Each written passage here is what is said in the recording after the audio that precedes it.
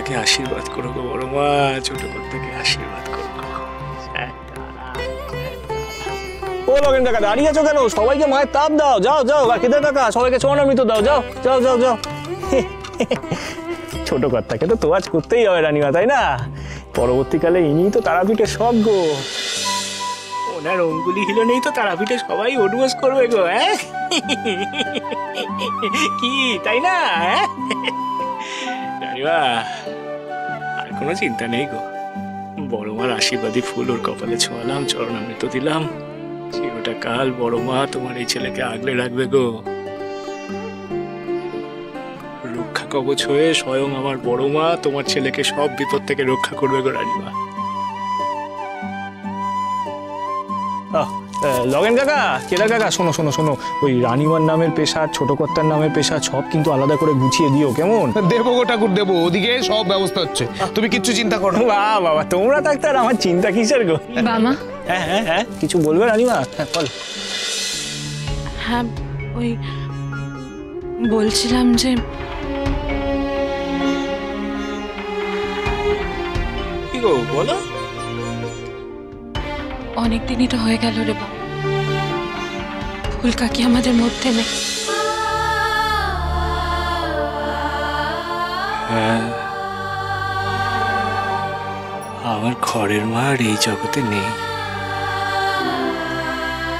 অন্য জগতে চলে গেছে গো রানীমা।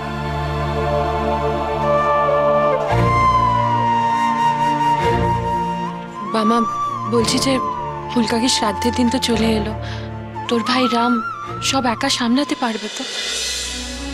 হ্যাঁ পারবে পারবে, রাম ঠিক কাজ উদ্ধার করতে পারবে গো। এতদিন ধরে সে অসহ্য পালন করেছে, সমস্ত আচার বিচার মেনেছে। আর আর আমার রাম তো একা নয় গো, সাথে আমার বড় মা আছে না।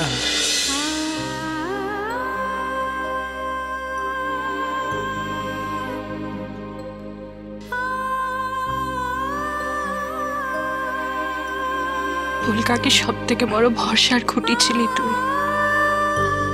সর্বানন্দ কাকা মারা যাওয়ার পর তোকেই তো আঁকড়ে ছিল ফুল কাকি।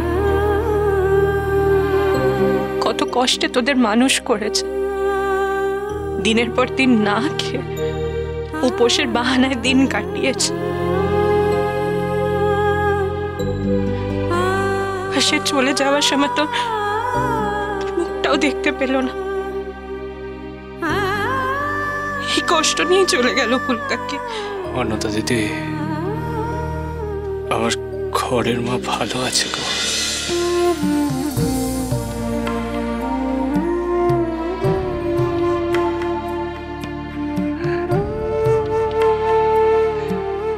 আমার ঘরের মা পরম শান্তিতে আছে গো, আমার বড় মার কাছে আছে। আমার বড় মা যে আমার ঘরের মাকে আগলে রেখেছে গো অন্নত দিদি।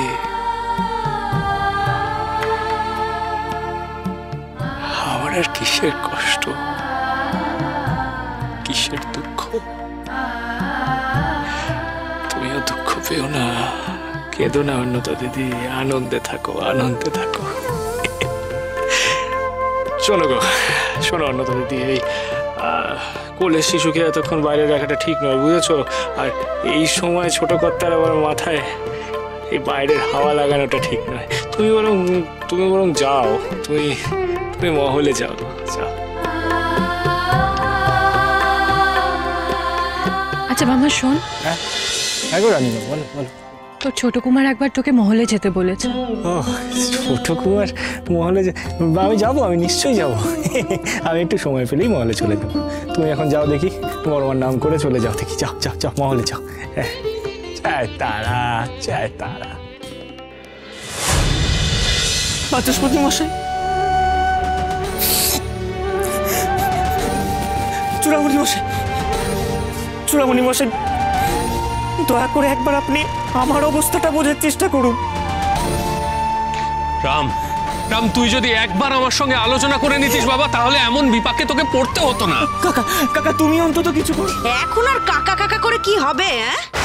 তোদের জন্য মানুষটা তার একটু হলে যেতে বসেছিল রাম।